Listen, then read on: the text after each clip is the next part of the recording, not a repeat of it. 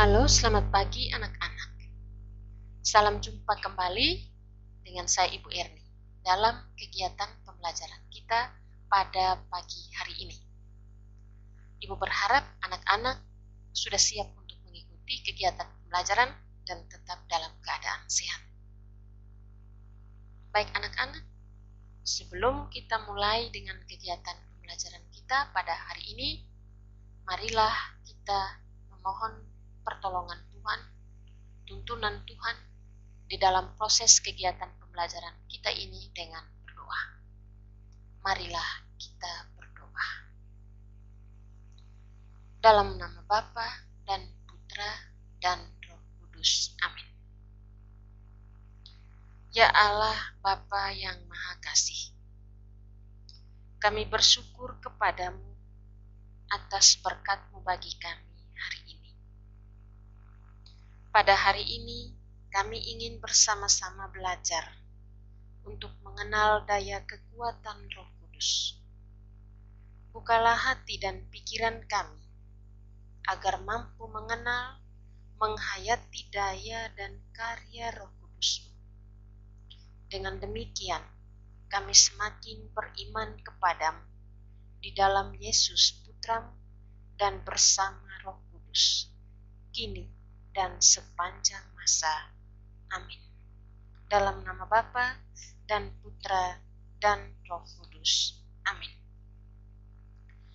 Anak-anak, pada hari ini kita sama-sama berbicara materi tentang Roh Kudus memberi daya kekuatan. Roh Kudus memberi daya kekuatan. Adapun tujuan pembelajaran dari materi kita hari ini terdiri dari dua.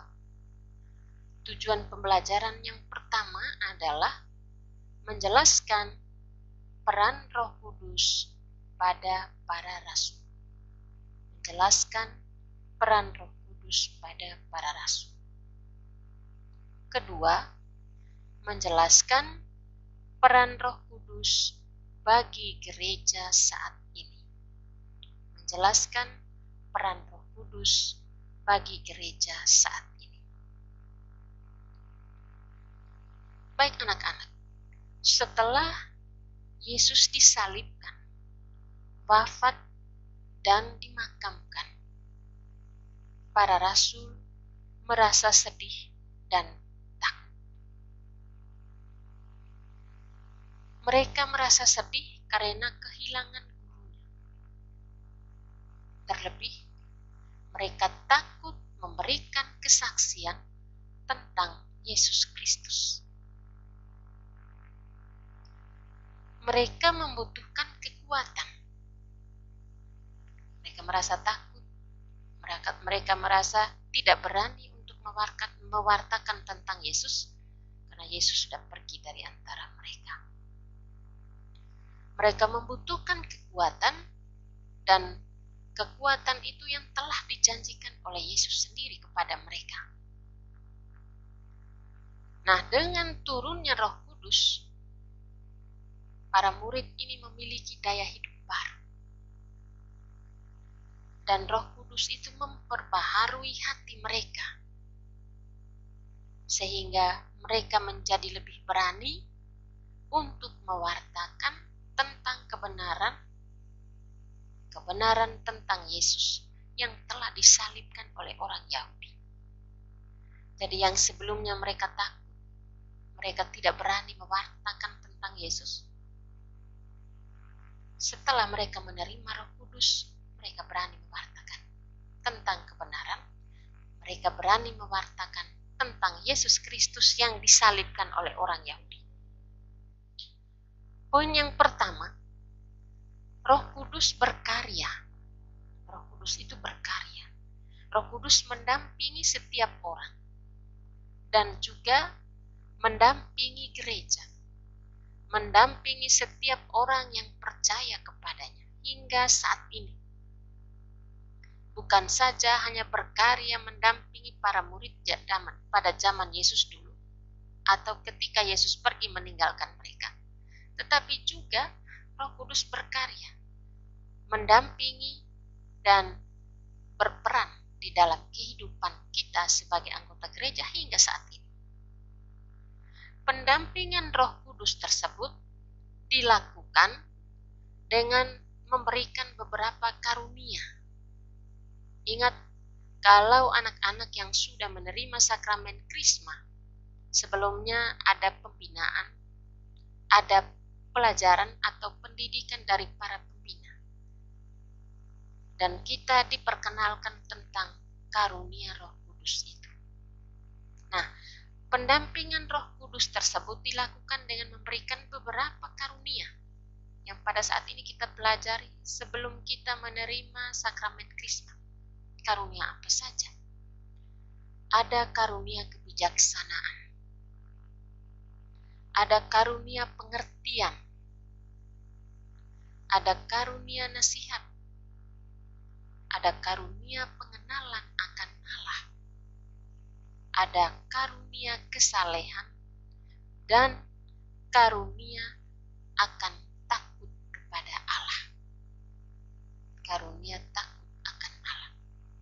Ini karunia yang kita terima pada saat kita menerima Roh Kudus. Kebijaksanaan, pengertian, nasihat, pengenalan, kesalehan, dan takut akan Allah. Poin yang kedua, berkat Roh Kudus, para rasul yang dahulunya takut dan tidak berani menampakkan diri di hadapan orang banyak, kini menjadi tidak takut lagi. Kini menjadi berani. Mereka tidak merasa takut lagi. Mereka menjadi berani untuk menunjukkan diri di hadapan orang banyak. Sebelumnya mereka takut, tidak berani ada di antara banyak orang. Mereka tidak berani, mereka takut. Mereka saat ini menjadi berani ketika mereka menerima Roh Kudus, berani tampil di hadapan orang banyak. Ingat pada peristiwa Pentakosta, berani berbicara, berkata-kata ketika mereka menerima karunia Roh Kudus. Mereka berani mewartakan bahwa Yesus itu adalah Tuhan. Poin yang ketiga, Roh Kudus menyertai para rasul dengan memberikan pendampingan. Sehingga ketika mereka mewartakan tentang Yesus adalah Tuhan dengan menggunakan satu bahasa, dan bahasa yang mereka gunakan itu dimengerti oleh berbagai bangsa. Ketika pada hari Pentakosta mereka berani berbicara dalam berbagai bahasa, mereka dimengerti, bahasa mereka dimengerti, dan yang hadir pada waktu itu bukan berasal dari satu daerah saja, dari berbagai macam daerah. Dan ketika mereka berbicara, berkata-kata, semua yang mendengar mengerti. Mengapa? Karena mereka dikuatkan dengan Roh Kudus ini.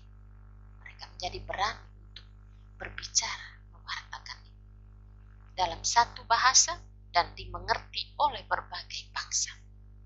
Inilah kekuatan Roh Kudus. Poin yang keempat, sampai sekarang ini pun Roh Kudus masih mendampingi gereja yang masih terus menghadapi tantangan dari waktu ke waktu. Roh Kudus senantiasa menjiwai setiap anggota gereja,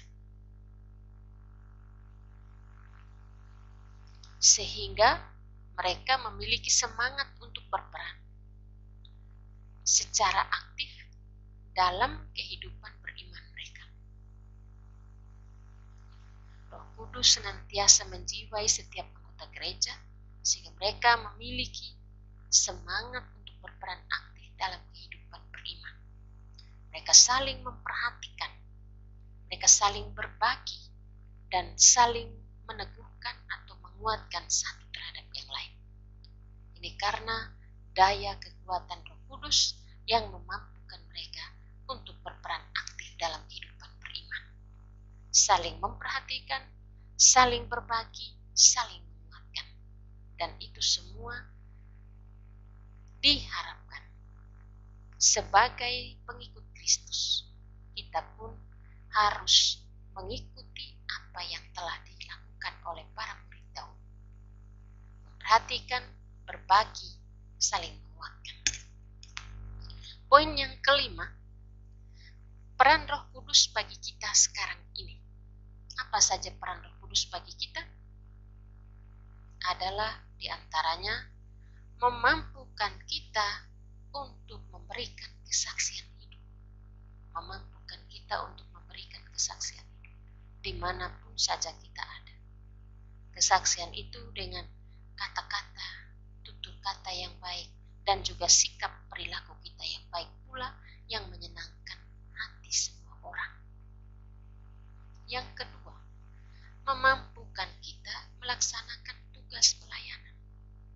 Kita juga mendapat tugas pelayanan kita dimanapun saja kita ada. Kita menunjukkannya dengan siapapun yang kita jumpai. Yang berikut, yang ketiga, menggerakkan dan mendorong kita. Jadi Roh Kudus menggerakkan dan mendorong kita untuk membangun persekutuan yang kokoh. Menggerakkan dan mendorong kita untuk membangun persekutuan yang kokoh.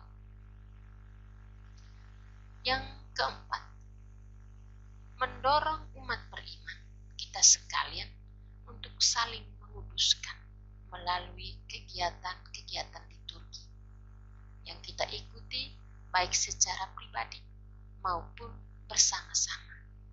Kegiatan doa pribadi, doa bersama, ataupun melalui kegiatan perayaan Ekaristi yang kita ikuti setiap hari atau seminggu sekali pada hari Minggu di gereja.